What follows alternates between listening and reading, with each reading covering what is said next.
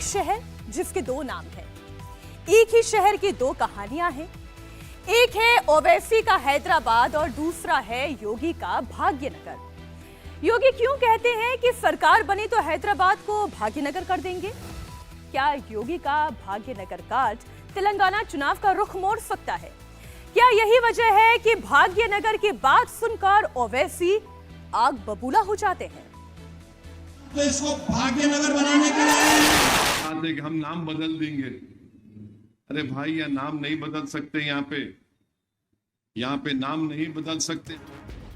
हैदराबाद या भाग्यनगर, योगी आदित्यनाथ का फोकस है एकदम क्लियर।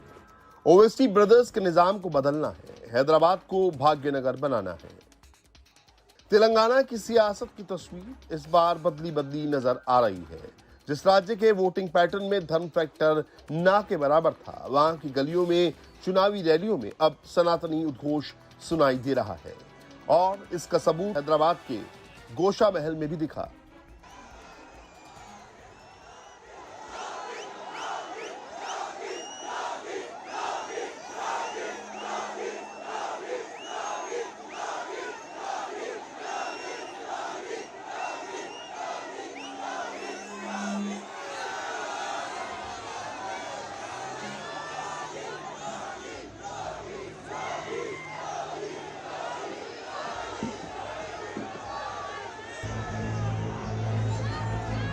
गोशा महल की सड़कों पर उमड़ी ये भीड़, योगी योगी का नारा लगाते लोग ओवैसी और केसीआर की नींद उड़ाने के लिए काफी है। तेलंगाना की सत्ता पर लौटने का ख्वाब देख रहे राहुल गांधी के लिए भी ये भीड़ किसी बुरे ख्वाब से कम नहीं है। तेलंगाना में 30 नवंबर को विधानसभा चुनाव के लिए वोटिंग होनी है। यहाँ 80% से ज्यादा हिंदू हैं, 14% मुस्लिम हैं, जो 45 सीटों को प्रभावित करते हैं। बीजेपी की नजर तेलंगाना के इसी 80% हिंदू वोट पर है। तेलंगाना में बीजेपी को सनातनी वोटर्स से काफी उम्मीदें हैं। पार्टी के फायर ब्रांड नेता लगातार प्रचार कर रहे हैं, हिंदू और हिंदुत्व की बात कर रहे हैं। तेलंगाना में बीजेपी का हिंदू कार्ड धर्म आधारित आरक्षण खत्म करने की बात कर रहा है, समान नागरिक संहिता लागू करने का वादा कर रही है, हैदराबाद का नाम बदलकर भाग्यनगर करने का ऐलान कर रही है।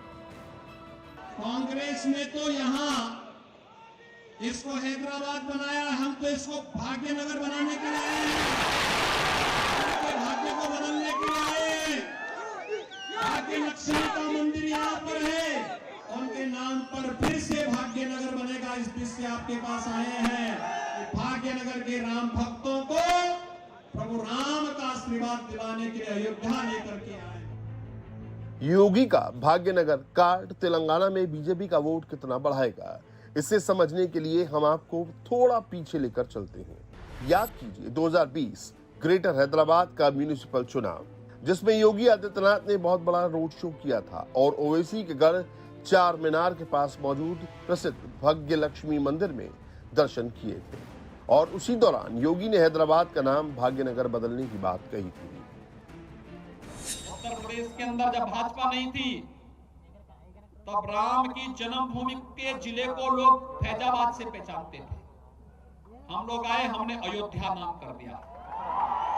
अगर फैजाबाद अयोध्या हो सकता है,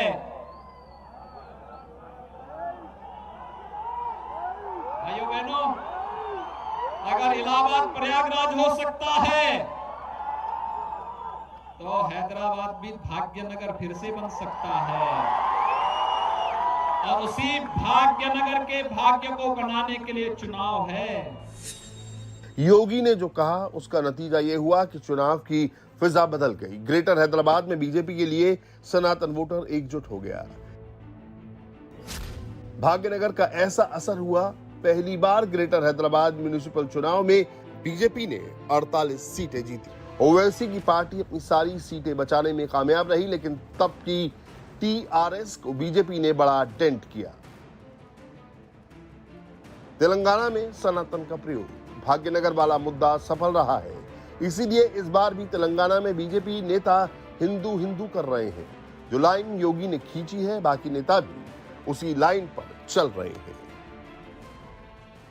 एक दिन हम लोग जैसे मानता हूं कि हैदराबाद का नाम भाग्यनगर होना चाहिए।